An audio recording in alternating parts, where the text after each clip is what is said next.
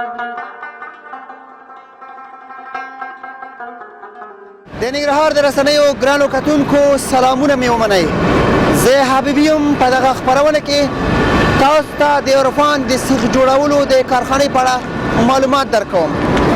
هیله ده د خپرونې تر پایه سره ملتیا وګورئ چې په دغه کارخانه کې څومره کارکوونکي کار کوي او څومره تولیدات لري.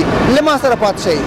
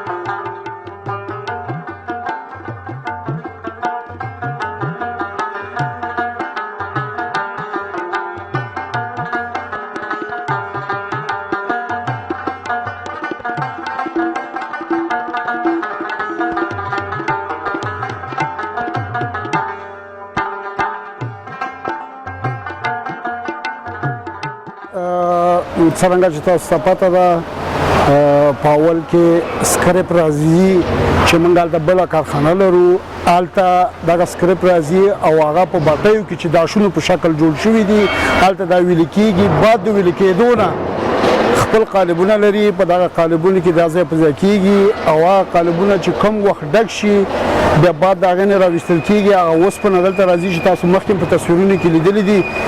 دغلته راځي او بیا وروسته دلته چې کم داش ورته وایي په هغې کې منظم شکل باندې کېښودل کېږي او د اور په ذریعه باندې دا ګرمیږي. کله چې دا ګرم شي بیا بعد د هغې نه دا راوځي او دلته کومه ماشینري چې په داخل کې دلته نصب ده شاته تاسو ګورئ دی کې په ترتیب د نوبت سره د اول نمبر نه او دویم نمبر نه دریم نمبر نه او بالاخره د پالش د اډې نه دا مکمله راوځي چې زمونږ او ستاسو سیخ هغه وخت کې دا مکمل کېږي چې موږ سره فعلا په دغه همدلته چې دا کار کېږي د تقریبا داسې د 12 میلیونه نیولې تر 22 میلیونو پورې دغه سیخ موږ تولیدوو او په کومه اندازه باندې چې دلته سیخ تولیدېږي روزانه تقریبا موږ تولیدات لرو د 50 الی 60 ټنو دغسې اندازه کې موږ تولیدات لرو. په داخل ورکشاپ کې موږ کوم سیازونه چې زموږ دلته جوړېږي په دغه ماشینري کې رولو په نامه باندې هغه شیان دي چې کم وخت د وخت پوره کېږي بیا دا موږ ورکشاپ ته ورکوو.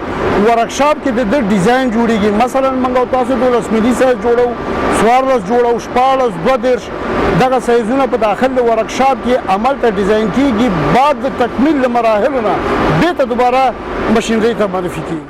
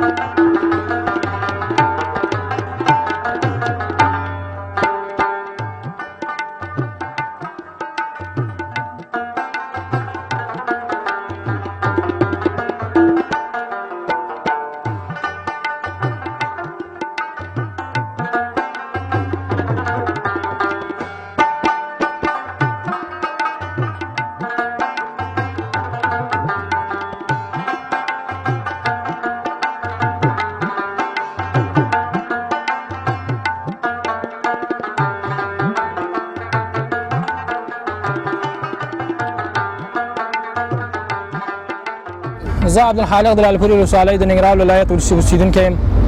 یو کال کېږي چې دې کارخانه کې کار کوم. شکر دی دې کار نه ډېر راضي یم او 11,000 افغانۍ معاش موږ ته راکوي او ښه کار دی. بس په دې موږ ډېر خوشحاله یو چې زموږ هېواد کې د کارخانې جوړ شي خلکو ته زمینه مساعده شي چې کارونه وکړي او دا زموږ ډېر د افتخار وړ خبره ده چې دلته سیخ جوړېږي. دا سیخ ودانیو دپاره جوماتونو دپاره ټولو دغه کې استعمالېږي. دا د سیخ کارخانه ده ډېره ښه کارخانه ده. موږ یو کال کېږي چې دلته کار کوو او ډېر خوشحاله یو. الله رزق ځان له ګټو چې دا باید زموږ هېواد آباد شي او افغانستان کې ټول افغانستان کې کارخانې جوړې شي او بجلي مکمله شي چې کارخانې جوړ شي خلکو مزدورانو ته پکې کار پیدا شي او د خپل د بار تګ نه خل رامنې شي مزدوران رامنې شي خپل هېواد کې باید پانګونه وشي مزدوري وکړي الله رزق ځان له پیدا کړي په دې موږ ډېر خوشحاله یو.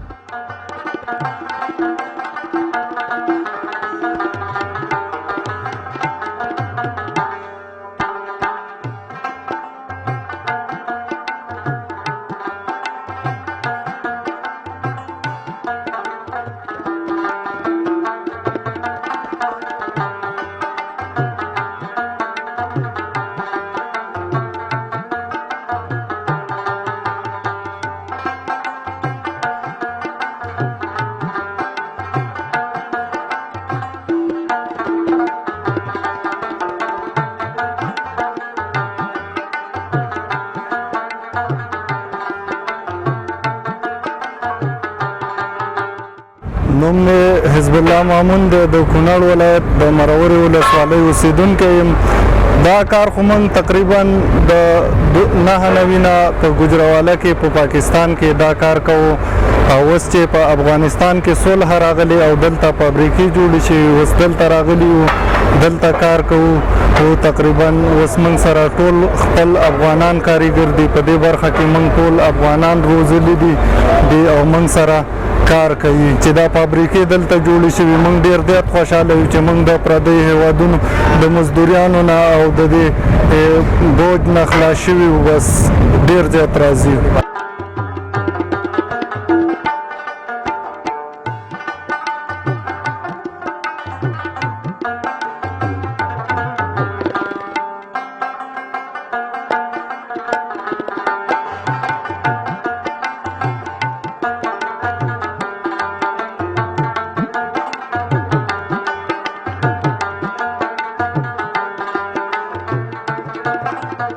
دا هم په 1499 نه موږ شروع کړی و چې دغه 1498 تقریبا یو کال برابرېږي چې موږ دلته د شیخ مصري په ښارګوټي کې دغه کارخانه جوړه کړله او په دې کې موږ سره په مجموع کې 120 تنه کارکوونکي کار کوي په مختلفو برخو کې.